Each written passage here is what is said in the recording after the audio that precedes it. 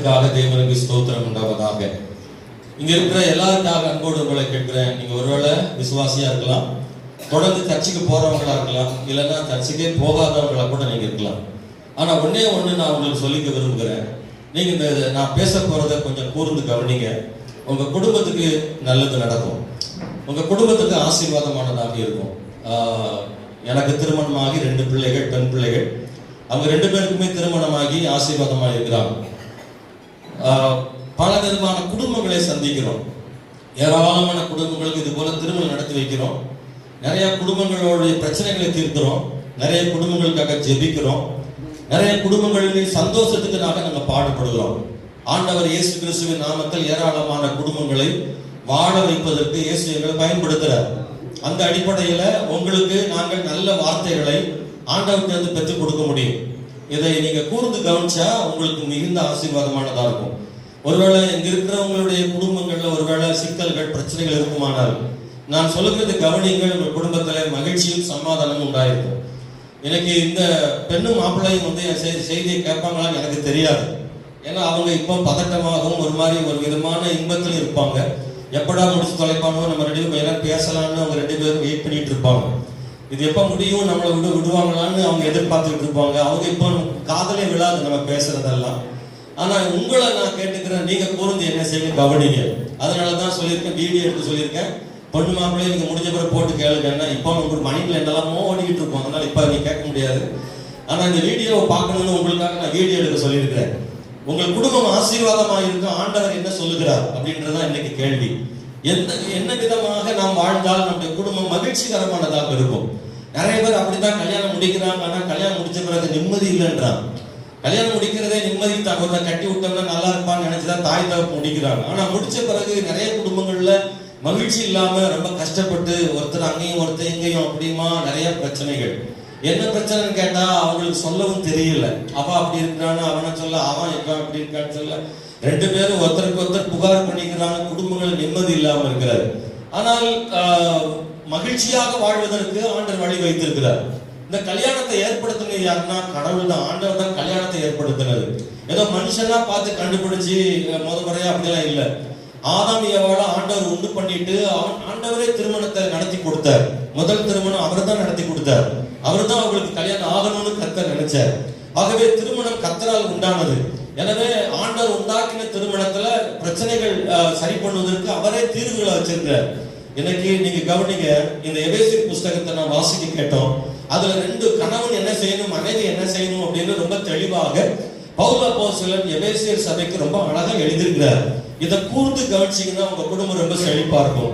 நான் உண்மையிலே நான் சொல்லக்கூடிய இந்த வார்த்தைகளை கவனிங்க. கொஞ்சம் டைம் ஆனாலும் நீங்க பொறுத்துக்கோங்க. இது உங்களுக்கு மிகுந்த ஆசீர்வாதமானதா இருக்கும். 1, நீங்கள் செய்ய வேண்டியது, உங்க வாழ்க்கையில திருமணமான பிறகு மணி ஜாய்ஸ் தானே எப்பவும் உங்க மனசுல ஆழமா வச்சுக்கோங்க, தேவனுக்கு முதலிடம் கொடுப்பது. எந்த ஒரு ஆண்டவருடைய பிள்ளை கர்த்தருக்கு முதலிடம் கொடுக்குறாங்களோ அந்த குடும்பம் ரொம்ப ஆசீர்வாதமானதாக இருக்கும். பைபிள்ல ஒரு வசனம் இருக்கு, மத்தேயு சுவிசேஷம் 6ஆம் அதிகாரம் 33ஆம் வசனத்துல வாசிக்கிற போது, முதலாவது தேவனுடைய ராஜ்யத்தையும் அவருடைய நீதியும் தேடுங்கள், அப்பொழுது இவைகள் எல்லாம் உங்களுக்கு கூட கொடுக்கப்படும். இவைகள் எல்லாம் என்ன அப்படின்னா, வீட்டில் உள்ள சமாதான, நிம்மதி, பொருளாதாரம், ஆசீர்வாதங்கள், இது எல்லாமே இந்த பூமிக்குரிய சகல ஆசீர்வாதங்களையும் ஆண்டவர் தருவார். எப்ப தருவார்னா ஆண்டவருக்கு முக்கியத்துவம் கொடுக்கும் போது. ஏன்னா அவர் தான் நமக்கு எல்லாம் செய்கிறவர். நமக்கு மிக முக்கியமானவராகி அவருக்கு முக்கியத்துவம் கொடுக்கும் போது அவர் நமக்கு முக்கியமானதெல்லாம் அவர் நிச்சயமாக தருவார். ஒரு அல்லேலூயா சொல்றீங்களா? ஏன் அப்படின்னா இயேசு கிறிஸ்து உங்களுக்காக எனக்காக சிலுவையில கைகளிலும் கால்களிலும் ஆணி அடிக்கப்பட்டு தன் உயிரையே கொடுத்திருக்கிறார். இந்த உலகத்தில் மனிதனுக்காக தன் உயிரை கொடுத்த ஒரே ஒரு கடவுள் ஆண்டவர் இயேசு கிறிஸ்து மட்டும்தான். 2 கை தட்டி சொல்ல முடியுமா? எல்லாம் கரம் கட்டி, இந்த இயேசு கிறிஸ்துவை போல ஒருவர் இந்த உலகத்தில் மனிதனுக்காக தன் உயிரை கொடுத்ததில்லை. அல்லேலூயா, ஸ்தோத்திரம். மனிதனுடைய பாவங்களை மன்னிக்க, மனிதனை ஆசீர்வதிக்க இயேசு கிறிஸ்து ஒருவர் மட்டும்தான் தன் பாவத்துக்காக தன் இரத்தத்தை சிந்தினார். இந்த உலகம் பாவங்களை மன்னிக்க ஆடு மாடுகளை வெட்டி ரத்தத்தை கொடுக்கிறது, தன் பாவங்கள் மன்னிக்கப்படும் என்று. மனுஷனுடைய ரத்தத்தில் இருக்கிற பாவத்தை மன்னிக்க ஆட்டின் ரத்தம் பொருத்தமானதாக இருப்பாது. மனிதனுடைய ரத்தத்தில் உள்ள பாவத்தை மன்னிப்பதற்கு ஒரு மனிதனை ரத்தம் சிந்த வேண்டும். அவன் பரிசுத்தமுள்ளவனாய் இருக்க வேண்டும். எனவே பரிசுத்தமுள்ள கடவுள் மனிதனாக மாறி தன் பரிசுத்த இரத்தத்தை பூமியில் சிந்தினதனால நம்முடைய இரத்தம் மன்னிக்கப்படுகிறது. இயேசு கிறிஸ்து நமக்காக மரித்தவர், நமக்காக எல்லாம் செய்ய வல்லவர். அவரை நாம் முக்கியப்படுத்தினா நம்முடைய குடும்பம் ஆசீர்வாதமானதா இருக்கும். பெண்ணு மாப்பிள்ளையும் மட்டுமல்ல, இங்க இருக்கிற ஒவ்வொரு கர்த்தருடைய பிள்ளைகளும் நீங்க வாழ்க்கையில எல்லாத்துலயும் எல்லா இடங்கள்லயும் எல்லா மத்தியிலையும் நீங்க ஆண்டவரை முதல்வர் பண்ணினீங்கன்னா கர்த்தர் உங்களை கைவிட மாட்டார். அவரை முக்கியப்படுத்துறவர்களை அவர் முக்கியப்படுத்துவார். உங்க ஜெபங்கள் நல்லா இருக்கணும். நீங்க அவரை முக்கியப்படுத்துறீங்கன்னு எப்படி தெரியும் அப்படின்னா, நீங்க ஜெபிக்கிறவங்களா இருந்தா நீங்க அவரை முக்கியப்படுத்துறவங்க. நிறைய விசுவாசிகள் வீடுகள் இப்ப ஜெபமே இல்லாம போயிடுச்சு. நிறைய பேர் வீட்டுல பைபிளே காணாம போயிடுச்சு. பைபிள் வாசிக்கிறது இல்ல. காரணம் ரொம்ப வேலை அதிகமா இருக்குன்றதுனால ஜெபம் பண்ணவோ பைபிள் படிக்கவோ நேரம் செலுத்துறது இல்ல. அது மட்டுமல்ல, உங்கள் தனிப்பட்ட வாழ்க்கை பரிசுத்தத்தை காத்துக் கொள்ளுங்க. ஏன்னா பரிசுத்தம் இல்லாமல் தேவனை யாரும் தரிசிக்க முடியாதான். அப்போ ஆண்டவர் பரிசுத்தமானவர், அவரை பரிசுத்தமா இருக்க சொல்லியிருக்கிறார். இந்த உலகத்துல வேற எங்கேயும் இந்த வார்த்தை பயன்படுத்த முடியாது. இந்த உலகத்துல 11 மார்க்கங்கள், பெரிய மார்க்கங்கள், மதங்கள் இருக்கு. எந்த மதத்திலும் பரிசுத்தத்தை முக்கியப்படுத்துவதில்லை. நீ எப்படி வேண்டுமானாலும் இருக்கலாம், என்ன வேண்டுமானாலும் செய்யலாம். கடவுளுக்கு கொடுக்க வேண்டிய காணிக்கையும் பலிகளையும் நீங்க கொடுத்து விட்டால் போதுமானது. நீங்க எப்படி வேண்டுமானாலும் வாழலாம், எதை வேண்டுமானாலும் பார்க்கலாம், எங்க வேண்டுமானாலும் போகலாம் என்பதுதான் உலகத்தில் சொல்லக்கூடிய பல மதங்களின் கோட்பாடுகள். ஆனால் கிறிஸ்தவத்தில் மட்டும் இயேசு மட்டும் சொல்கிறார், நீங்கள் எனக்கு கொடுக்கிறது மட்டுமல்ல, நீங்கள் பரிசுத்தமாக உண்மையாக வாழ வேண்டும் என்று இயேசு கற்றுக் கொடுத்திருக்கிறார். சொல்ல மாட்டீங்களா? அல்லேலூயா. சபைக்கு முக்கியத்துவம் கொடுக்கணும். ஆமென், ஆமென், ஸ்தோத்திரம். நீங்க நல்லா பாருங்க, சபை நமக்கு முக்கியம். அது ஒரு தாய் வீடு மாதிரி கடவுள் நமக்கு கொடுத்தது. சபையை மதிக்காதவனுடைய வீட்டிலே கர்த்தர் ஆசீர்வாதத்தை தர முடியாது. சபையை மதிக்காதவன் வீட்டிலே கர்த்தர் இருக்க முடியாது. சபை நமக்கு தேவன் கொடுத்த பெரிய பொக்கிஷம். நீங்க எப்போதும் சபையை விட்டுறாதீங்க, சபையோடு சேர்ந்து ஒட்டிருங்க. சில விசுவாசிகள்லாம் கிறிஸ்துமஸ்க்கு, நியூ இயருக்கு, ஏதாவது குட் ஃப்ரைடே, ஈஸ்டருக்கு என்னைக்காவது வருஷத்துல ஆடி மாசத்துக்கு ஒரு முறை சர்ச்சுக்கு போறாங்கன்னா இருக்கு. ஆனா உண்மையான தேவனுடைய பிள்ளைங்க அப்படி இருக்க மாட்டாங்க. சபைக்கு ஆராதனைக்கு தவறாமல் போவார்கள். போதகருக்கு கீழ்ப்படிங்க. அல்லேலூயா. போதகர் உங்களுக்கு கொடுக்கப்பட்ட பெரிய பொக்கிஷம். உங்களுடைய தகப்பன் அவர். இந்த உலகத்தில் நிறைய பாஸ்டர் இருப்பாங்க, ஆனா உங்க பாஸ்டர் மாதிரி வராது. அல்லேலூயா. இங்க இருக்க பாஸ்டர் கிட்ட அல்லேலூயா, ஸ்தோத்திரம். இந்த சபைக்கு ஒரு பாஸ்டர் இருக்கார், பாஸ்டர் மோசஸ் சந்திரன். நீண்ட கால நண்பர் அவர். பாஸ்டர் ஆரோக்கியதாஸ், அவர் தான் அரசாங்கத்தில் உங்களுக்கு பதிவு செய்ய போறார், கவர்மெண்ட் ரெஜிஸ்டர். அவர் வந்து கல்லுப்பட்டு ஊழியர் செய்றார். ஸ்தோத்திரம். அவர் நீண்ட கால நண்பர். பாஸ்டர் ஜீவராஜ் இங்கே இருக்கிறார், அவரும் இங்கே ஊழியராக இருக்கிறார். பாஸ்டர் அவர் கேரளா, அவருக்கு மலையாளம் ரொம்ப தெரியும், தமிழ் சரியா தெரியல. ஆனாலும் ஒவ்வொரு சபைக்கும் ஒரு பாஸ்டர் இருக்காங்க. அன்பான தேவனுடைய பிள்ளைகள், நான் இன்னைக்கு இங்க இருந்து பிரசங்கம் பண்றேன். ஆனா இந்த சபையின் விசுவாசிகளுக்கு அவரை போல ஒருபோதும் வர முடியாது, நான் வர முடியாது. அவர் தான் இங்க, அவர் இல்லைன்னா இல்ல. இந்த சபைக்கு அவர் தான் முக்கியமானவர். 1000 பேர் வந்து இங்க பிரசங்கம் பண்ணலாம், ஆனா அவர் கொடுக்கிற ஒரு வார்த்தை தான் இந்த சபைக்கு ஒரு தேவனுடைய வார்த்தையாக, ஒரு ஆசீர்வாதமானதாக இருக்கும். அன்பான தேவனுடைய பிள்ளைகளே, எத்தனையோ ஊழியக்காரங்க வரலாம், ஆனா உங்க பாஸ்டருக்கு கீழ்ப்படிங்க. உங்க பாஸ்டரை மதிக்க பழகுங்க. ஊழியக்காரரை மதிக்காத ஒரு விசுவாசியை கர்த்தரே மதிக்க மாட்டார். அல்லேலூயா. நான் உங்களை சொல்றேன், ஏன்னா ஒவ்வொரு பாஸ்டரும் அந்த விசுவாசிகளுக்காக தன்னை உயிரை கொடுத்து அவங்க பாடுபடுகிறாங்க, ஆலோசனை கொடுக்குறாங்க, ஜெபிக்கிறாங்க. ஒரு ஆத்மாவை ரட்சிப்புக்கு நடத்த, அவங்க பரலோக ராஜ்யத்துக்கு கொண்டு போறதுக்காக, தேவ பிள்ளையாக மாத்துறதுக்காக ஒவ்வொரு ஊழியக்காரரும் உபவாசம் பண்ணி ஜெபம் பண்ணி முழங்கால்ல நிக்கிற ஒரு ஊழியக்காரரை ஒரு நாள் வேதனைப்படுத்தாதீங்க. பாஸ்டர்ஸ் கீழ்ப்படிக்கிறவர்களை தேவன் கண்ணோக்கி பார்ப்பார். அல்லேலூயா. பைபிள்ல ஒரு வசனம் இருக்கு, எபிரேயர் புத்தகம் 13:17 படிச்சு பாருங்க. உங்களை நடத்துகிறவர்கள் உங்களுக்காக உத்தரவாதப்படுகிறபடியினால் அவர்கள் சந்தோஷத்தோட உங்களை நடத்தும்படி அவர்களுக்கு கீழ்ப்படியுங்கள். அவர்கள் துக்கத்தோட உங்களை நடத்தினால் அது உங்களுக்கு ஆசீர்வாதம் ஆகாதுன்னு பைபிள் இருக்கு. அல்லேலூயா. எபிரேயர் புத்தகம் 13:17 நீங்க கட்டாயம் படிங்க. உங்களை நடத்தக்கூடிய போதகர்களுக்கு நீங்க கீழ்ப்படிங்க. உங்களை சந்தோஷமா நடத்தணும், உங்களை துக்கத்தோட நடத்தக்கூடாதுன்னு ஆண்டவர் ரொம்ப அழகா சொல்லி வச்சிருக்கிறார். கர்த்தரை மாத்திரம் நம்புங்க, மனுஷரை நம்பாதீங்க. அல்லேலூயா. நல்ல போனி, எப்பவுமே மனுஷரை நம்பாதீங்க. மனுஷன் ஏமாத்துவான், கர்த்தரை ஏமாத்த மாட்டாரு. ஆமென். அல்லேலூயா. கல்யாணம் முடிஞ்ச பிறகு மணி 2 பேரும் சொல்றேன், சாய்ஸ் கர்த்தரை மட்டும் பிடிச்சுக்கோங்க. எங்க மாமா தருவாரு, எங்க அப்பா தருவாரு, மச்சான் தருவாரு, மாமா தருவாரு, அவர் அப்படி யார்ட்டையும் போக கூடாது. அல்லேலூயா. என்ன அவங்க அம்மாட்ட போய் அதை வாங்கிட்டு வான்னு சொல்லி அனுப்பக்கூடாது. எல்லாம் கர்த்தர் தருவாருன்னு ஜெபம் பண்ணணும். கல்யாணத்துக்கு பிறகு எதுவுமே சொல்ல. அதே மாதிரி உங்க அம்மாட்ட கேளு, உங்க அப்பாட்ட கேளு, அது எதுவுமே எதுக்கு எடுத்தாலும் முழங்கால் போடுங்க, பரலோகத்தின் தேவனே உங்களுக்கு தருவாரு. அல்லேலூயா. எந்த சொந்தக்காரன் நம்ப வேண்டாம், கர்த்தர்ட்ட கேளுங்க, அவர் உங்களுக்கு தருவாரு. மனுஷரை நம்புவதை பார்க்கலும் கர்த்தர் பேரில் பட்சத்தில் இருப்பது நலம். ரெண்டாவது நான் சொல்றேன் அன்பானவர்கள், நீங்க ஒருத்தருக்கு ஒருத்தர் உண்மையா நேசிங்க, ஒருத்தருக்கு ஒருத்தர் உண்மையா இருங்க, உண்மையா அன்பாருங்க. அதுதான் குடும்பத்தை மகிழ்ச்சியாகும். நிறைய பேர் கல்யாணம் முடிக்கிறாங்க, லவ் பண்ணியே முடிக்கிறாங்க. செடியை மரத்தை சுத்தி லவ் பண்ணி கல்யாணம் முடிச்ச பிறகு ஒண்ணுக்கு ஒண்ணு திசைக்கு நின்று சண்டை போடுது. இங்கிருந்து கல் எறியுது, அங்கிருந்து கல் எறியுது. ஒரு பொம்பளை சொல்றா, கல்யாணத்துக்கு முன்னாடி என்னையே சுத்தி உன்ன மாதிரி உண்டா, நட்சத்திரம் மாதிரி இருக்குன்னு சொன்னார் பாஸ்டர். இப்ப பார்த்தா உன்னை பார்த்தாலே எனக்கு பார்க்க சைக்கிள்னு சொல்றாரு. அதனால சொல்றேன், லவ் பண்ணாம இருங்க, அது சலிச்சு போயிடும் லவ் பண்ணா. அதனால கல்யாணம் முடிச்சிட்ட பிறகு பொண்டாட்டியை லவ் பண்ணுங்க. கல்யாணத்துக்கு முன்னாடி லவ் பண்ணீங்கன்னா கல்யாணத்துக்கு பிறகு பேசுறதுக்கு ஒண்ணுமே இருக்காது. ஏன்னா கல்யாணத்துக்கு முன்னாடி எல்லாம் பேசி தீர்த்தாச்சு, இப்போ ஒண்ணுமே கிடையாது. அதனாலதான் சொல்றோம், நீங்க உண்மையா கல்யாணத்துக்கு பிறகு ஒருத்தர் உண்மையாக நேசிங்க. அல்லேலூயா. நான் சொல்றேன், உண்மையான அன்பு, அழகு சார்ந்த அன்பு கிடையாது. நிறைய பேர் அழகு வச்சுதான் நேசிக்கிறான். பிள்ளை அழகா இருந்தா அன்பு விடுறான். கல்யாணம் முடிச்ச பிறகு பார்த்தா அந்த பிள்ளை அழகெல்லாம் மாறுது. ஒரு குழந்தை பெற்ற உடனே ஒரு மாதிரி நடையெல்லாம் மாறுது. அன்னைக்கு அன்பு வச்சு இப்ப அன்பு குறை. அழகை வச்சு பார்த்தீங்கன்னா அழகு மாறும்போது அன்பும் என்ன செஞ்சிடும், மாறிடும். உள்ளத்தை வச்சு நேசிச்சா எப்பவும் நேசிப்பீங்க. அழகை வச்சு நேசிக்காதீங்க. மாறாத அன்பு, எப்பவும் ஒரே அன்பா இருக்கணும். கல்யாணம் முடிச்சு பார்த்தீங்கன்னா என்ன அன்பா கையை பிடிச்சிட்டு போவாங்க பாருங்களேன். 2 பேரும் கையை பிடிச்சிட்டு தான் போவாங்க. ஆனா கொஞ்ச நாள் கழிச்ச உடனே மணி முன்னவோட இந்த பொண்ணு துரத்தும். அப்படித்தான் வேகமான மாறிக்கிட்டே இருக்கும். நல்லா கவனிங்க, அன்பு என்ன செய்யப்படாது, மாறக்கூடாது. அல்லேலூயா. ஒரு ஊர்ல கல்யாணம் நடந்துச்சு. அந்த கல்யாணத்துல 2 பேரும் ரொம்ப அன்பா இருந்தாங்க. கல்யாணம் முடிஞ்சாச்சு. அந்த மறு வீட்டுக்கு போறாங்க. போயிட்டு வரும்போது புத்தப்ப நாயக்கனோட கல்யாணம் காமராஜ் நகர்ல நடந்து சர்ச்சுக்கு வராங்க. மொத மறு வீட்டுக்கு முடிச்சு அந்த சண்டே ஆராதனைக்கு வர்றாங்க. வரும்போது பார்த்தேன், காமராஜ் நகர் ஒரு ஏரியாவை பார்த்தேன். அங்கிருந்து கல்யாணத்துக்கு சர்ச்சு ஆராதனைக்கு ஞாயிற்றுல வர்றாங்க. வரும்போது இந்த முக்கில் பார்த்தீங்கன்னா கல்லு திரட்டுல அந்த கல்லுல அந்த பிள்ளையோட கால் தட்டி ரத்தம் வந்துருச்சு. அந்த மாப்பிள்ளை வந்ததே கோபம், கல்லை எடுத்து எரிஞ்ச சனியை பிடிச்சி கல்லை என் பொண்டாட்டி காலையா நீ படமும் அப்படின்னு தூக்கி எரிஞ்சிட்டான் மாப்பிள்ளை. கோபம், அவ்வளோ கோபம், பொண்டாட்டி மேல அவ்வளோ பாசம். என் பொண்டாட்டி காலில் ரத்தம் வந்துருச்சு அவ்வளோ பாசத்துல. 1 வருஷம் ஆயிடுச்சு. அடுத்து மறுபடியும் கிறிஸ்மஸுக்கு அதே ஊருக்கு காமராஜர் நகருக்கு வர்றாங்க. மறுபடியும் அதே உத்தரபாகிய சபைக்கு மறுபடியும் வர்றாங்க.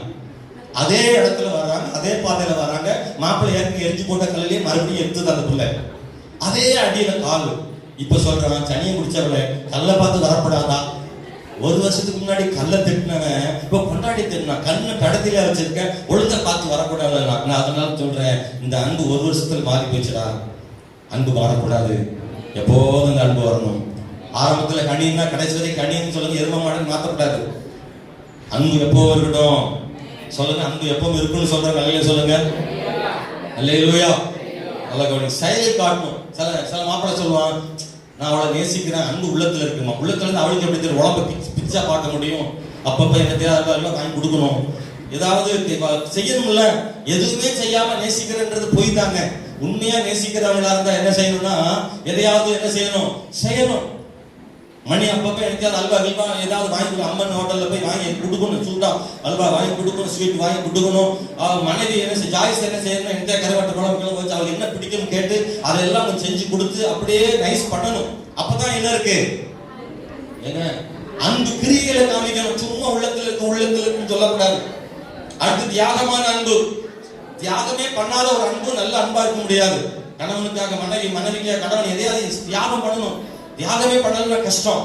சில தூக்கத்தை தியாகம் பண்ண வேண்டியிருக்கும். நம்ம அவங்களுக்காக உழைக்க வேண்டியது இருக்கும். முரண்பாடுகள் மத்தியில் அன்பு. எல்லாரும் ஒரே மாதிரி இருக்க மாட்டாங்க. நல்ல கவனிங்க, அன்புல முரண்பாடு இருக்கும். ஏன்னா இந்த பிள்ளை வேற குடும்பம், அந்த பையன் வேற குடும்பம், 2 வேற குடும்பம். அவங்க வீட்டுல எப்படின்னா தாளிச்ச பிறகு குழம்பு வைப்பாங்க, இவங்க வீட்டுல குழம்பு வச்ச பிறகு தாளிப்பாங்க. எல்லாமே மாறி மாறி கிடக்கும். அல்லேலூயா. நீ என்ன இப்படி செய்யற, நீ என்ன அப்படி செய்யற, இல்ல எல்லாத்தையும் அட்ஜஸ்ட் பண்ணி போகணும். ஆமென். 2 பேரும் ஒரே மாதிரி இருந்தா தான் அன்பு வரக்கூடாது. அது தப்பு. எத்தனை பேர் கவனிக்கிறீங்க? தயவு செய்து பேச வேண்டாம், கொஞ்சம் கவனிங்க. நான் சொல்றது கவனிச்சா குடும்பத்துக்கு ரொம்ப நல்லா இருக்கும். நீங்க அப்படின்னு கொஞ்சம் மாத்திக்கோங்க. உங்க வீட்டுல மகிழ்ச்சியா உங்க வீடு இருக்கணும்னா முரண்பாடுகளை மாத்த நினைக்காதீங்க. நான் நிறைய பேர் என்ன நினைக்கணும்னா, வருஷம் கொண்டாட்டி மாத்ததுக்கு ட்ரை பண்றாங்க, கொண்டாட்டி புருஷனை மாத்ததுக்கு ட்ரை பண்றாங்க. அதுக்குள்ள ஆயுசு முடிஞ்சிருது. நீ மாத்தியெல்லாம் முடியாது. முதல்ல மாத்தணும்னா உன்னையே தான் நீ மாத்தணும். அடுத்தால மாத்த நினைச்சீங்கன்னா மாத்தவே முடியாது. இருக்கிற மாதிரியே வச்சுக்கிட்டே சந்தோஷம் ஓடுறதுக்கு வழியை பாருங்க. அதனால நீங்க மாத்த நினைச்சா தோத்து போயிடுவீங்க. முரண்பாடுகள் மத்தியில அன்பு இருக்கணும், அதான் முக்கியம். எங்க வீட்டுல நான் கல்யாணம் முடிக்கும் போது எனக்கு நான் உரப்பு இல்லாம சாப்பிடுவோம், என் மனைவி உரப்பா சாப்பிடுவாங்க. அவங்களுக்கு ஃபேன் 10ல வைக்கணும், எனக்கு ஃபேன் 2ல வைக்கணும். பாத்தீங்கன்னா எல்லாமே தலைகீழ மாறி இருக்கும். ஆனா கல்யாணத்துல நாங்க 2 பேரும் ரொம்ப மகிழ்ச்சியா இருக்கோம். முடிஞ்ச பிறகு என் மனைவி இருக்கா கேட்டு வேணா பிறகு நான் பொய்யே சொல்லல, எல்லாரையும் அட்ஜஸ்ட் பண்ணிக்கிட்டோம். ஒரு நாள் எங்களுக்குள்ள அதனால சண்டை வந்தது இல்லை. ஆமென், ஸ்தோத்திரம். அதுக்கு ஏற்ற மாதிரி சில விஷயங்களை மாத்திக்கிட்டு நம்ம வாழ்க்கையை கொண்டு போகணும், மகிழ்ச்சியா இருக்க முடியும். ஒரு நாள் முரண்பாடுகளை நீங்க நினைக்காதீங்க, ஒருவருக்கு ஒருவர் கீழ்ப்படிங்க. இந்த பைபிள் வசனம் 5ஆம் அதிகாரம் 21ல நீங்க ஒருத்தருக்கு ஒருத்தர் கீழ்ப்படியணும்னு பைபிள் சொல்லியிருக்கு. கர்த்தருக்கு கீழ்ப்படிகிறது போல கணவனுக்கு கீழ்ப்படிங்க, ஒருவருக்கு ஒரு கீழ்ப்படிங்க. பின்னாடி நம்ம அதை 22ஆம் வசனத்துல நாம் அதை வாசிக்கிறோம். அன்பானவர்களே, புருஷன் மனைவிக்கு தலையா இருக்கிறான்னு சொல்லப்பட்டிருக்கிறது. சபையானது கிறிஸ்துவுக்கு, கிறிஸ்து சபைக்கு தலையா இருக்கிறான்னு சொல்லியிருக்கு. ஒருத்தருக்கு ஒருத்தர் கீழ்ப்படியணும். நீங்க அதை செய்யாதன்னா அப்படித்தான் செய்வேண்டா அப்படின்றது. பிடிவாதம்லாம் ரொம்ப ஆகாது. பிடிவாதம் விட்டுருங்க, பிடிவாதம் குடும்பத்தை கெடுத்துரும். 2 பேரும் ஒருத்தருக்கு விட்டு கொடுத்துடணும். பிடிவாதம் பண்ணாதீங்க. கீழ்ப்படிதல் ஆசீர்வாதம். பெற்றோரை கணம் பண்ணுங்க, எப்பவுமே பெற்றோரை கணம் பண்ணுங்க. அல்லேலூயா. நான் சொல்றேன், 2 பேர் பெற்றோரையும் கணம் பண்ணணும். அப்படித்தானா? ஸ்தோத்திரம். 2 பேரும் ஒருத்தருக்கு ஒருத்தர் பெற்றோரை கணம் பண்ணுங்க. இன்னைக்கு இந்த உலகத்துல கடைசி காலத்துல நிறைய பேர் கல்யாணத்துக்கு அப்புறம் பெற்றோரை என்ன செய்யறது இல்ல, மதிக்கிறது இல்ல.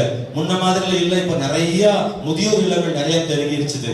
நல்லா கவனிங்க, உங்க பெற்றோரை அழ வைக்கிறதுனால உங்களுக்கு மகிழ்ச்சி வரப்போறதே கிடையாது. உங்க குடும்பம் நல்லா இருக்கணுமா, உங்க பிள்ளைகள் வாழ்க்கை நல்லா இருக்கணுமா, பெத்த தாய் தகப்பனை நீங்க கண்கலங்காம பாத்துக்கோங்க. அவங்களை வேதனைப்படுத்தாதீங்க, அது உங்க வாழ்க்கைக்கு ஆசீர்வாதமா இருக்காது. ஹல்லேலூயா. இன்னைக்கெல்லாம் முதல்ல கேட்டுறாங்க, கல்யாணம் முடிச்ச பிறகு தனி கொடுத்தனமா இல்ல கூட்டு கொடுத்தனமா, அது ஃபர்ஸ்டே கேட்டுறாங்க. இப்பெல்லாம் மாமியாரோட வாழ்றதே பெரிய பாடா இருக்கு. மாமியாரை பார்த்தா ஏதோ பெரிய பிறைய பார்த்த மாதிரியே பார்க்க மருமவா, அப்படி ரொம்ப காலம் கெட்டு போய் கிடக்கு. அப்படி செய்யாதீங்க. மாமியாரும் மருமகளை பார்க்கும்போது ஒரு மாதிரி பாக்குறாங்க. அப்படி இல்ல, நீங்க எல்லாரும் ஒரே மாதிரி இருக்க மாட்டாங்க. நீங்க நினைக்கிற மாதிரி மருமக இருக்க மாட்டாங்க, நீங்க நினைக்கிற மாமியார் இருக்க மாட்டாங்க. நீங்க வேற வேற மாதிரி இருப்பாங்க. ஆனா உண்மையா நேசிக்க ஆரம்பிங்க, ஆண்டவர் நிச்சயமா ஆசீர்வதிப்பார். அல்லேலூயா. நானும் நிறைய கல்யாணத்தை பாக்குறேன். கல்யாணம் முடிஞ்சவன அந்த அம்மா சொல்லுவாங்க, என் மருமக கர்த்தர் கொடுத்த வரம் சொல்லுவாங்க. ஐயோ, இது மாதிரி ஒரு பிள்ளையை கர்த்தர் எனக்கு தந்துட்டாரும்பாங்க.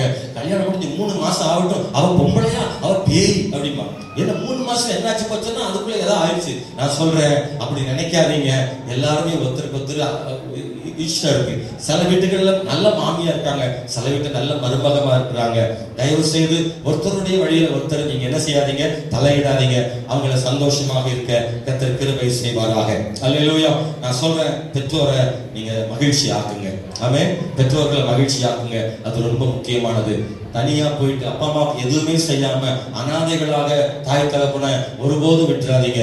ஏனென்றால் உங்களை சின்ன வயசுல இருந்து ரொம்ப பக்குவமா அவங்க வளர்த்துருக்காங்க. பிள்ளைக்கு ஒரு ஈ கூட வந்துடக்கூடாது, ஒரு எறும்பு கூட கட்சிக்கிட கூடாதுன்னு ராத்திரி பகலுமா மடியில போட்டே, அந்த மடி கொஞ்ச நேரத்துல இந்த என்ன சொல்ல மரத்து போயிரும் பாருங்க. ஆனா கூட பிள்ளை முழிச்சிரும்னு மரத்தாலும் காலை மடக்கிட்டே ஒரு தாய் உட்கார்ந்து இருக்கிறாள். பிரசவ வழியில இருந்து அவ்வளவு வரைக்கும் கட்டி காத்து ஒரு பிள்ளைய வளர்த்து ஆளாக்கி கல்யாணம் பண்ணி கொடுக்கும் போது அதுக்கப்புறம் பிள்ளை பேசலன்னா தாயால அதை என்ன செய்ய முடியாது, தாங்கி கொள்ள முடியாது. நிறைய இடத்துல போன் பண்ணா கூட போனை என்ன செய்யறது இல்ல, எடுக்கிறது கூட இல்ல. என்னப்பா செய்யற, என்னமா செய்யற அப்படின்னு போன் பண்ணா, பைக்கு போன வை, எப்ப பாரு போன் போட்டுக்கிட்டு கிடக்க, இங்க வேலை கட்டி செய்ய வேண்டாமா அப்படின்னு அம்மாவை திட்டுற பையனும் இருக்கான், பிள்ளையும் இருக்கா. அப்படி செய்யாதீங்கப்பா. உங்க அப்பா அம்மா போன் பண்ணா நீங்க கூப்பிடுங்கப்பா. உங்களுக்காகத்தான்ப்பா அப்பா அம்மா ஏங்கிட்டு கிடக்குறாங்க. என் பிள்ளை ஒரு வார்த்தை பேசுறாளா, போன இடத்துல நல்லா இருக்கான்னு தெரிஞ்சுக்கிறதுக்காக ஒரு போன் அடிக்கி என்னமான்னு போன் பண்ணு. நீ பிஸியா இருந்தா ராத்திரி பண்றன்னு வச்சுட்டு நைட்டு போன் பண்ணி கூப்பிடு. நீ பேசுற ஒவ்வொரு நேரமும் உங்க அம்மா அப்பாவுக்கு ஆனந்தமானதா இருக்கும். ஒருபோதும் உங்க அப்பா அம்மாவை வயசான காலத்துல அலட்சியம் பண்ணிடாத. எழுத படிக்க தெரியாம இருக்கலாம், ஆனா உனக்கு அவங்கதான் உயிர் கொடுத்தாங்க. அதனால தாய் தகப்பனை விட்டுறாதீங்க. ஒரு அலையில சொல்றீங்களா? பைபிள்ல சொல்லியிருக்கு, உன் தாயின் தகப்பனையும் கனம் பண்ணுவாயாக அப்படின்னு சொல்லியிருக்கு. உன் தாயை தகப்பனையும் கனம் பண்ணுவாயாக. மறந்துடாதீங்க. அவங்களுக்கு துணிமணி வாங்கி கொடுங்க, சாப்பாடு கொடுங்க, பக்குவம் பார்த்துக்கோங்க. அவங்களை மறந்துடாதீங்க. நீங்க உங்க குடும்பம் அப்படிதான் தோணும். கல்யாணம் முடிச்சவங்க தான் கொண்டாடி தான் பிள்ளை, தான் பிடிக்க படிப்பு, பிள்ளை படிப்பு, அந்த உன் பிள்ளைய பார்க்க நினைக்கும். இல்ல அப்படி நினைக்காதீங்க. உங்களுடைய பிள்ளைகளை பாருங்க. பெற்றோர்களை நீங்க செய்யறதுதான் வருது. ஏன்னா இந்த பெற்றோர்கள் பெற்றோரை கவனிக்காம பிள்ளை கிடந்தீங்கல்ல, நீங்களும் உங்க பிள்ளையும் அப்பதான் அப்படிதான் நினைக்குது. நீங்களும் உங்க பிள்ளையும் பார்த்துக்கிட்டு உங்க அப்பா அம்மாவையும் பார்த்தீங்கன்னா உங்க பிள்ளையும் அப்படி செய்யும். நிறைய பிள்ளைகள் அப்பா அம்மா பார்க்காததுக்கு என்ன காரணம் தெரியுமா? பெற்றோர்கள் அப்பா அம்மாவை என்ன செய்யல, பார்க்கல. நல்லா கவனிச்சுக்கோங்க. இப்ப இருக்கிற பெற்றோர்களை நீங்க உங்க பிள்ளைகளையும் பார்க்கணும், உங்க அப்பா அம்மாவையும் பார்த்தீங்கன்னா உங்க பிள்ளைகள் வளர்ந்து வரும்போது உங்களையும் பார்ப்பாங்க, அப்பா அம்மாவையும் பார்ப்பாங்க, பிள்ளைகளையும் பார்ப்பாங்க. நீங்க என்ன பழகி கொடுத்துருக்கீங்க? அப்பா அம்மா விட்டு பிள்ளை மட்டும் பாருங்க. நீங்க பிள்ளையவே பார்த்தீங்கல்ல, என் பிள்ளை என் பிள்ளை என் பிள்ளைன்னு பார்த்துட்டு பெற்றோர் விட்டுட்டீங்கல்ல, உங்க பிள்ளைகள் வளர்ந்து வரும்போது அதான் செய்ய போறாங்க. நீ எதை விதைக்கிறாயோ அதை அறுக்க போறாய். எனவே நீங்க நல்லா இருக்கும் போது உங்க பிள்ளைகளையும் பாருங்க, உங்க அப்பா அம்மாவையும் பார்த்தீங்கன்னா உங்க பிள்ளைகள் நாளைக்கு உங்களையும் பார்ப்பாங்க. பிரச்சனை அங்கதான். அவங்க பார்த்து வளர்றாங்க. நம்ம அப்பா என்ன செய்யறாங்கன்னு பிள்ளை பார்த்து வளருது. நம்மள தானே அப்பா அம்மா பார்த்தாங்க, அப்ப நம்ம பிள்ளையை தானே பார்க்கணும். இந்த உணர்வு தான் பிள்ளைகிட்ட இருக்கு. நீங்க தயவு செய்து சொல்றேன், ஒருபோது சொல்றேன், உங்களுடைய அப்பா அம்மாவை மாமனார் மாமியார பார்க்காம அனாதைகளா கைவிட்டுட்டீங்கன்னா நீங்கள் பிற்காலத்தில் உங்கள் பிள்ளைகளும் அதுபோலதான் செய்வார்கள் என்பதை மறந்து விடாதீர்கள். நான் இன்னொன்னு சொல்ல விரும்புறேன், ஒருத்தர் நம்புங்க. நம்பிக்கை தான் வாழ்க்கை. நம்பிக்கை இல்லைன்னா குடும்பம் கெட்டு போயிடும். குடும்பம் சமாதானமா இருக்கணும்னு நம்பணும். இன்னைக்கு நிறைய சந்தேகங்கள் அதிகமா இருக்கு, ரொம்ப சந்தேகம் அதிகமா இருக்கு. ஒருத்தர் சந்தேகப்படுறாங்க, நீ என்ன செய்யறாங்க. ராத்திரில இருந்து மாப்பிள்ள பொண்ணுடைய செல்போன் எடுத்து நோண்டி பார்க்கான், யாருக்காவது போன் பண்ணிருக்காளா, ஏதாவது போன் வந்திருக்கான்னு சந்தேகத்திலே தேடுறான். இப்படியே நடக்குது. அவா எப்படா கால் குளிக்க போவான்ட்டு எதிர்பார்த்து காத்திருந்து டக்குன்னு போன் எடுத்து தேடி பார்க்கா, இந்த யார்கிட்ட பேசுறாங்க. இந்த சந்தேக புத்தி குடும்பத்தை கெடுத்துரும். சந்தேகப்படணும். ஒருத்தர் என்ன செய்யுங்க, நம்புங்க. நான் ஒரு ஊர்ல ஊழியர் செய்யும் போது ஒரு அம்மா வந்து அழுதான். பாருங்க, நல்லா கவனிங்க. ஸ்தோத்திரம். பெரிய பிரச்சனை வீட்டுல, ஏமா கவனியமா, அந்த வீட்டுல பிரச்சனை. நானும் இன்னொரு போதகரும் அந்த வீட்டுல போய் பிரச்சனை தீர்க்க போறோம், ஜோம் பண்ண போறோம். அப்ப அந்த அம்மா சொல்றாங்க, அந்த அம்மா ஏதோ கலவரம் நடக்கு, வீட்டுல கலவரம் நடக்கு, நான் சாவ போறேன்றா. நீ ஏன் சாவ போறேன்னு கேட்டா சொல்லுது, அவங்க வீட்டுக்காரர் பழக்கடை வச்சிருக்காரு, பஸ் ஸ்டாண்ட்ல தள்ளு வண்டியில பழக்கடை வச்சிருக்காரு.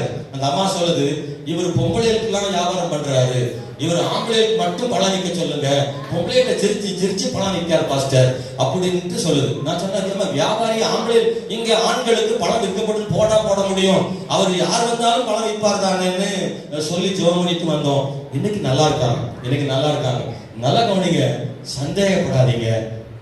திடீர்னு மணி உடம்புல எங்கேயா போயிட்டு வந்தா ஒரு நீளமான முடி இருக்கும். உடனே ஜாய்ஸ் அதை எடுத்துக்கிட்டு, ஓ இது என்ன முடி, இது யாருடைய முடின்னு கேட்கக்கூடாது. காத்துல கீத்தல வருங்க முடி. அல்லேலூயா. நான் சொல்றேன், சந்தேகப்படாதீங்க. சொல்லுங்க, சந்தேகப்படாதீங்க. எங்க சொல்லுங்க, இப்ப என்னைய பார்த்து சொன்ன மாதிரி சத்தமா சொல்லுங்க, சந்தேகப்படுற மாதிரி நடக்காதீங்க. ஆனா சந்தேகப்படுற மாதிரி நடக்க கூடாது. பாருங்க, ஏகப்பட்ட பேர் போன் வந்தவன தூக்கிட்டு மொட்டை மாடிக்கு போயிடுறாங்க. எதுக்கு? பொண்டாடி முன்னாடி பேச மாட்டேங்கானே, போய் குணு இப்ப பேசுறதெல்லாம் பாத்தீங்கன்னா அவன் பேசுறானா பேசாம இருக்கானா காதலே வச்சிருக்கானா செவுட்டு பயலா ஒண்ணுமே தெரிய மாட்டாது. இப்படியே வச்சு குணுனா பொம்பளையும் அப்படி இருக்கு, ஆம்பளையும் அப்படி இருக்கு.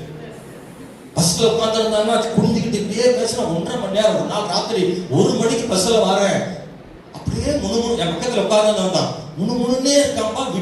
விடிஞ்சே போச்சு. அவ்வளவுதான். அவள் தூங்க மாட்டாளான்னு தெரியல அந்த ஊர்ல. இப்படியே பேசுறான், என்னைக்கு போய் ஓடி அடையிறது? நான் சொல்றேன், தயவு செய்து ஒரு வீட்டுக்கே ஓயாம போறது, ஒரு ஆள்கிட்டே ஓயாம பேசுறது, இப்படி சந்தேகப்படுற மாதிரி நடக்காதீங்க. மணி போன் லாக் பண்ணக்கூடாது, ஜாய்ஸ் பார்க்கணும், எப்பனாலும் எடுத்து பார்க்கற. இப்ப பூரா லாக்கு தான், பூட்டு தான். பெரிய ஒரு கூட்டத்துக்கு செல்போன் போட்டு அதை எவராலும் திறக்க முடியாத அது அரண்மனை கதவு மாதிரி இருக்கு. அதே மாதிரி ஜாய்ஸுடைய செல்ல எப்பனாலும் நாங்கெல்லாம் அப்படி யூஸ். நான் எங்கேயாவது போகணும், என் போன்ல சார்ஜ் இல்லைன்னா மனைவி போனை தூக்கிட்டு போயிருவேன், என் போனை அவங்க தூக்கிட்டு போகலாம். அப்படி என் போனை யாருனாலும் யூஸ் பண்ணலாம்.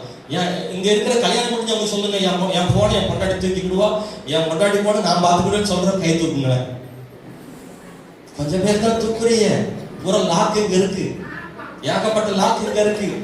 மனைவிக்கு தெரியாம கணவனும், கணவிக்கு தெரியாம மனைவி லாக்கு போட்டிருந்தீங்கன்னா, அப்படி போட்டிருந்தீங்கன்னா ரட்சிக்கப்படுங்க. இந்த ஆலயத்திலிருந்து வெளியே போகும்போது லாக்கை எடுத்து விட்டுருங்க. இயேசு உங்களை ஆசீர்வதிப்பாராம்.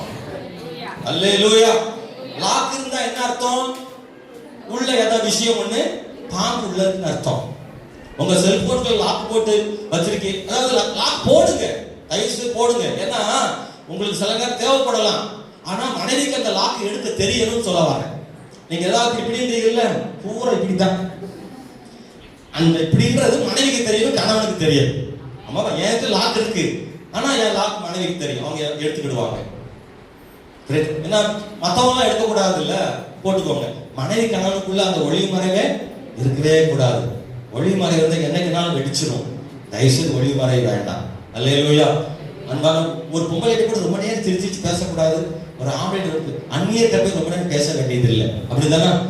கவனமா இருக்கு. ஆமென். ஒன்னே ஒன்று சொல்லி முடிக்க போறேன். முரண்பாடுகள். இருவரும் ஆள இடம் விடுங்க. நிறைய குடும்பங்கள்ல பாத்தீங்கன்னா பிரச்சனை காரணம் யார் தெரியுமா? இந்த 2 பேரால பிரச்சனை கிடையாது. அந்த பையனாலே அந்த பிள்ளையால பிரச்சனை வராது. யாராலதான் வரும்? ஒண்ணு அந்த சைடா இருக்கும், இல்லைன்னா இந்த சைடா இருக்கும். இந்த 2 கடந்து ஐயோ இந்த கல்யாணத்தை முடிச்சு வச்சுட்டு நம்ம உயர வாங்குறாங்க ஐயா அந்த வீட்டுக்காரங்க. அப்படிதான் நிறைய குடும்பத்தில் நடக்குது. கல்யாணம் பண்ணிட்டு போன போட்டு அப்படி சொன்னா இப்படி சொல்லு, இப்படி சொன்னா அப்படி சொல்லு. அந்த பிள்ளைக்கு ஏற்றி விட்டுறது. சித்தி சித்தப்பா நாத்தனார் பூரா அந்த பிள்ளைக்கு ஏற்றி விட்டுறது. நான் நிறைய அனுபவத்தை பார்த்துருக்கேன், நிறைய சேர்த்து வச்சிருக்கேன், பிரச்சனை தீர்த்திருக்கேன். சொல்றேன், சித்தி ஒரு பக்கம் போன் போட்டு அத்தை ஒரு பக்கம் போன் போட்டு முதல் நாளே விட்டுறாத, பிடிச்சிக்கோ, கப்புன்னு பிடிச்சிக்கோ மாமியால சொல்றது. சித்தி இங்க பாரு, இறங்கிட்டுன்னு வச்சுக்கோ, அவங்க ஏறிடுவாங்க, நீ ஏறி மேல. யார் சொல்லி கொடுக்குது? பிள்ளையுடைய வீட்டுல. அதே மாதிரி பையன் கிட்டே, டேய் கவனமா இருக்கா, போட்டு கோழி கூண்டுல போட்டு அடைச்சுக்கோடா, கவனமா இரு, இப்படி பேசு அப்படி பேசு. அவன் ஒழுங்காத்தான் பேசுவான். ஆனா சொல்லி கொடுத்து பேசுறதுக்கு இல்ல, அது குழப்படி ஆயிரும். நல்லா கவனிங்க. எழுதி வச்சு வாசிக்கிறது இல்ல குடும்பம். அந்தந்த நேரத்துல என்ன பேசணுமோ பேசணும், ஜெபம் பண்ணி பேசணும். அல்லேலூயா. நான் சொல்றேன், 2 வீட்லயும் சொல்றேன், இந்த பிள்ளைகளை வாழ விடுங்க. எதையாவது ஒண்ணு சொல்லி குடும்பத்தை குழப்பி விட்டுறாதீங்க. யாருமே குழப்ப வேண்டாம், அவங்க வாழ்வாங்க, இடைஞ்சல் பண்ண வேண்டாம்னு நான் உங்களை கேட்டுக்கிறேன். அல்லேலூயா. ஸ்தோத்திரம். சில வீடுகள்ல வந்து பையன் மனைவி கிட்ட ஏமா இங்க வான்னு பேசுவான். உடனே தாய் போய் நின்று என்ன பேசுன, என்ன சொன்ன, அவன் எதையோ ரகசியம் பேசுவான். ஒரு ரகசியம் கூட வீட்டுல பேச விட மாட்டேங்கிறாங்க ஐயா. கூடவே இருந்துகிட்டே அந்த பிள்ளைகள் என்ஜாய் பண்ணட்டும். சொல்லுங்க, என்ஜாய் பண்ணட்டும். சொல்ல மாட்டேங்கிறீங்களா? வராது இல்ல, உங்களுக்கு கடுப்பா இருக்கு. பிள்ளைங்க சந்தோஷமா இருக்கட்டும். முரண்பாடுகள் நிறைய. ஒரு அம்மா சொல்லுது, எனக்கு நல்ல மருமகனை கொடுத்திருக்கிறாரு. என் மகா சொல்றதெல்லாம் அவர் கேட்கிறாரு. யார சொல்றாங்க? பொண்ணுடைய அம்மா சொல்றாங்க, எனக்கு நல்ல மருமகன் கிடைச்சிருக்கு, என் பிள்ளை சொல்றது அப்படியே கேட்பாருங்க என் மருமகன் அப்படின்னு. ஆனா சொல்றாங்க, என் மகளுக்கு ஒருத்தன் கிடைச்சிருக்கான் பாருங்க மருமகனா, அவன் என் பிள்ளை பேச்சே கேட்கறது இல்லை, அவன் இஷ்டப்படித்தான் செய்யறான். இவங்க பொண்ணுக்கு உங்களுக்கு சொன்னா புரியுதா? சொல்ற மகளுடைய பேச்ச மருமகன் கேட்டா நல்லதான். ஆனா மகா பேச்ச மருமகன் அப்படி நினைக்கிறான். இது முரண்பாடு, செய்யக்கூடாது. என்னுடைய நாத்தனார் ஓயாம எங்க வீட்டுக்கு வருகிறாள், ரொம்ப தொல்லையா இருக்கான். நாத்தனார் ஓயாம வந்தா தொல்லையா இருக்கு. ஆனா அவங்க வீட்டுக்கு போனா பிரச்சனை இல்லையா? நான் வீட்டுக்கு போனா அவங்க அண்ணி வேண்டான்றாங்க, ஓயாம பிடிக்க மாட்டாங்க. நீங்க செஞ்சா உங்களுக்கு நல்லா இருக்கு, அவங்க செஞ்சா பிரச்சனையா இருக்கு. நல்லா கவனிச்சுக்கோங்க. தன் பெற்றோர் வந்தா நல்லா கவனிக்கிறாங்க. பொண்ணு வந்து அப்பா அம்மா வந்துட்டானா போதும், உடனே மஞ்சள் பையன் கையில கொடுத்து 1 கிலோ மட்டன் வாங்கிட்டு வாங்க. அப்படியே வரும்போது கொஞ்சம் மீன் சேர்த்து வாங்கிட்டு வந்துருக்கு. அது வரும், அது பொரிப்போம். எங்க அம்மா வர்றாங்க, எங்க அப்பா வர்றாங்கன்னு அப்படி பம்பரமா சுத்துறா. மாமியா வந்துட்டாங்க, காய்ச்சல்ல படுத்துறாரு. எங்க காலையில இருந்து ஒரு புது புதுன்னு வருது, என்னன்னு தெரியல அப்படின்னு போதை மூடி படுத்துறாங்க. புரியுதா நான் சொல்றது உங்களுக்கு? விளங்குதாமா? நீங்க முறைச்சு பார்க்கறத பார்த்தா நான் உங்களே சொன்ன மாதிரி இருக்கேன். எல்லாரும் மூஞ்சிலும் ஒரு மாதிரி ஈ கூட ஆடலையே, அப்படி ஒரு கோபமா பாக்குறீங்கள. ஏராளமான குடும்பங்கள்ல நடக்கிறதான் சொல்றேன்.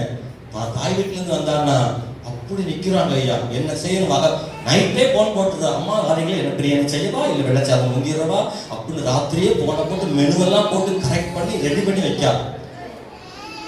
மாமியா வர்றான்னு தெரிஞ்சதுன்னா முந்தின நாளே அவளுக்கு வயிறு பிரச்சனை ஆயிடுது. எல்லாமே எங்க என்னைய சொல்லாதீங்க, ஏதாவது கஞ்சி கஞ்சி காய்ச்சி ஊற்றுங்க, அது போட்டுதான். நீங்க நல்லா சொல்ற, நீ எதை விதைக்கிறீர்களோ அதையே அறுப்பீங்க. உங்க குடும்பம் மகிழ்ச்சியா இருக்கணும்னா அதை செய். அல்லேலூயா. நான் என்ன செய்யறேனோ அதை தான் பேசுறேன். பேச்சு ஒண்ணு வாழ்க்கை ஒண்ணு நான் இல்லை. இந்த கேட்டு பாருங்க, அவங்க வீட்டுல யார் வந்தாலும் சரி, அவங்க கூட சொல்ல மாட்டாங்க, நான் தான் சொல்லுவேன். என்ன வாங்கணும்னு சொல்லி வாங்கிட்டு வாங்க, அவங்களுக்கு நல்லா செஞ்சு கொடு. நான் நல்லா செஞ்சு கொடுத்தாதான் அவங்க வீட்டில் உள்ளவங்க சொல்லுவாங்க, பரவாயில்ல பிள்ளைய நல்லா வச்சிருக்காருன்னு சொல்லுவாங்க. அப்பதானே எனக்கு மதிப்பு. அவங்க அப்பா அம்மாவை கவனிச்சாதான் எனக்கு மதிப்பு. நான் கவனிக்கணும். அதே மாதிரி எங்க வீட்டில் வந்தாங்கன்னா அவங்க சொல்லுவாங்க, என்ன செய்யலாம் சொல்லுங்கன்னு அவங்க கேட்பாங்க. அப்போ அவங்க நல்லா கவனிச்சாங்கன்னா அவங்களுக்கு மதிப்பு. ஆகவே ஒருத்தருக்கு ஒருத்தர் நம்ம அப்படி செய்யணும். அது பெரிய ஆசீர்வாதம். நாம் எல்லாரும் சோமன போறோம் கண்களை மூடி. அன்பான தேவனுடைய பிள்ளைகளை, ஒரு முறை கூட இந்த நான் கொடுத்த செய்தி ஒருவேளை கொஞ்சம் சிரிக்கிற மாதிரி இருந்திருக்கலாம். ஆனா சிந்திக்கக்கூடிய செய்தி, வாழ்க்கையில நடக்கிறத பேசியிருக்கிறேன். ஆண்டவராகி கர்த்தர் நமக்கு நிறைய ஆலோசனை பைபிள்ல கொடுத்திருக்கிறாரு. நீங்க அன்பு கூறுங்க, கீழ்ப்படிங்க, நம்பிக்கையா இருங்கன்னு சொல்லி ஆண்டவர் சொல்லியிருக்கிறாரு.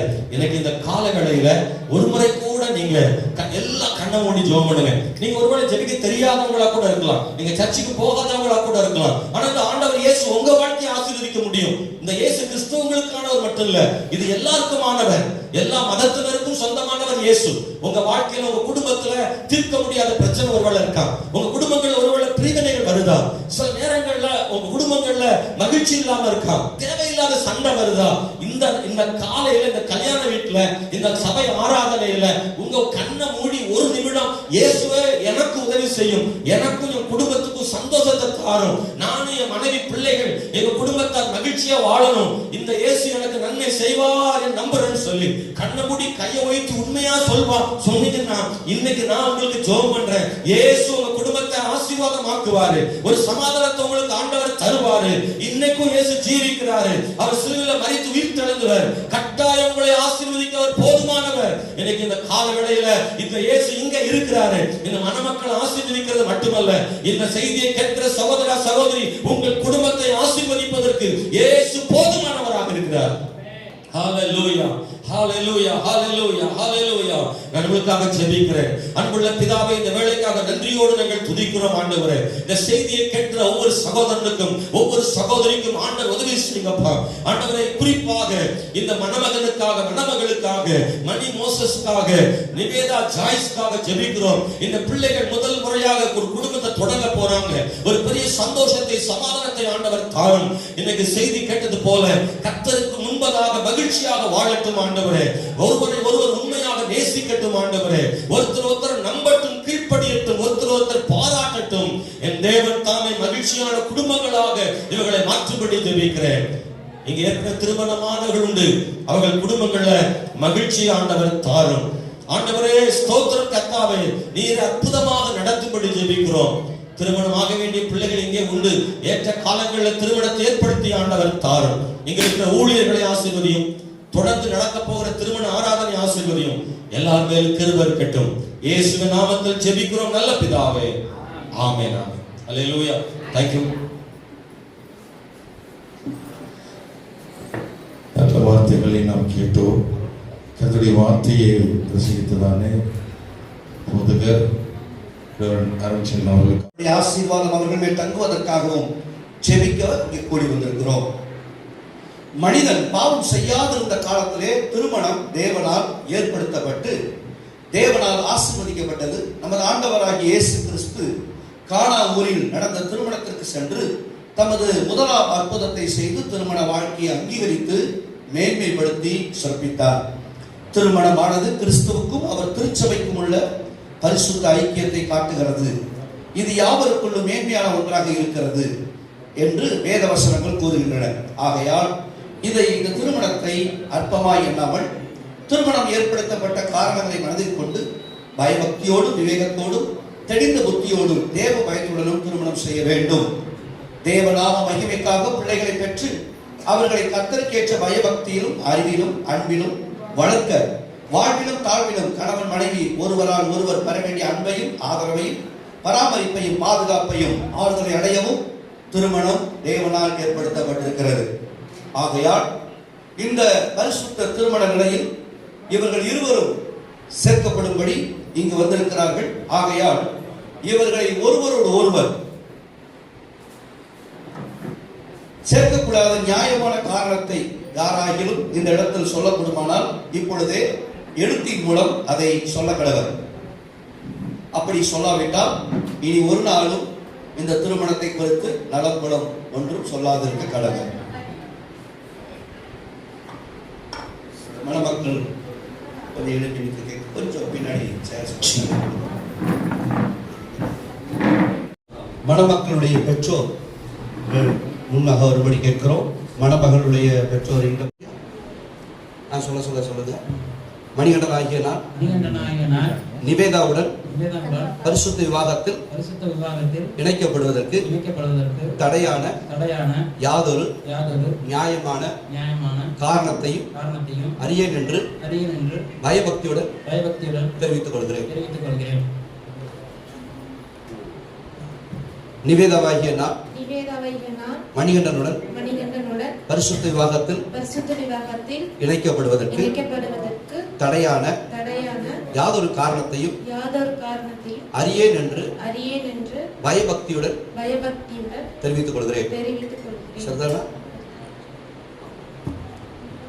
மணிகண்டன், நீ தேவ பிரமாணத்தின்படி பரிசுத்த திருமண நிலைமையில் ஒருமித்து வாழ இவளை உனக்கு விவாக மனைவியாக ஏற்றுக்கொண்டு சுகத்திலும் துக்கத்திலும் இவளை நேசித்து ஆதரித்து கனப்படுத்தி காப்பாற்றி நீங்கள் இருவரும் உயிரோடு இருக்கும் அளவும் பிறர் முகம் பாராமல் இவளுக்கு நீ கணவனாக இருப்பீரா? ஓகே. நிவேதா, நீ தேவ பிரமாணத்தின்படி பரிசுத்த திருமண நிலைமையில் ஒருமித்து வாழ இவரை உனக்கு விவாக கணவராக ஏற்றுக்கொண்டு இவருக்கு கீழ்ப்படிந்து பணிவிடை செய்து சுகத்திலும் துக்கத்திலும் இவரை நேசித்து கனப்படுத்தி காப்பாற்றி நீங்கள் இருவரும் உயிரோடு இருக்கும் அளவு பிறர் முகம் பாராமல் இவருக்கே மனைவியாக இருப்பீரா? பெண்ணுடைய மாமா தாய் மாமா, பெண்ணுடைய தாய் மாமா மாப்பிள்ளைய அப்பா வாங்க, நீங்கள் வாங்க. மாப்பிள்ளையுடைய கையில பொண்ணுடைய வலது கையை பிடிச்சு மாப்பிள்ளைய வலது கையில பிடிங்க. நீங்கள் உங்க பையனை பிடிச்சு மாப்பிள்ளைய பொண்ணு கையை பிடிங்க.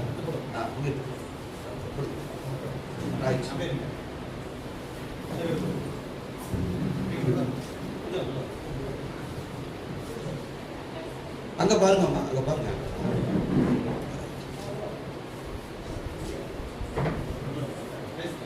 முகம் தெரியல.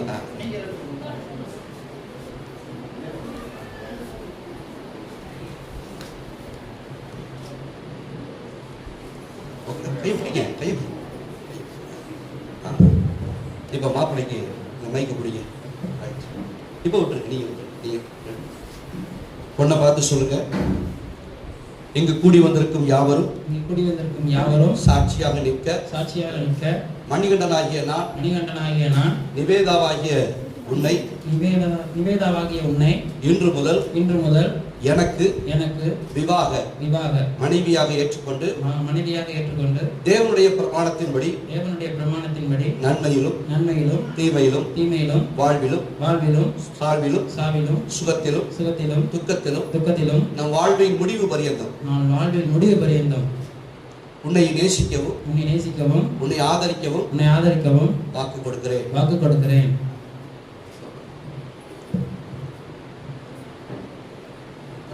மாப்பிள்ளை பார்த்து சொல்லுவா. இங்கு கூடி வந்திருக்கும் யாவரும் சாட்சியாக நிற்க நிவேதாவாகிய நான் மணிகண்டனாகிய உங்களை இன்று முதல் எனக்கு விவாக கணவராக ஏற்றுக்கொண்டு தேவனுடைய பரிசுத்த திருமண நிலையில் நன்மையிலும் தீமையிலும் வாழ்விலும் தாழ்விலும் சுகத்திலும் துக்கத்திலும் நம் வாழ்வின் முடிவு வரை பிறர் முகம் பாராமல் உங்களை நேசிக்கவும் ஆதரிக்கவும் கீழ்ப்படியவும் வாக்கு கொடுக்கிறேன்.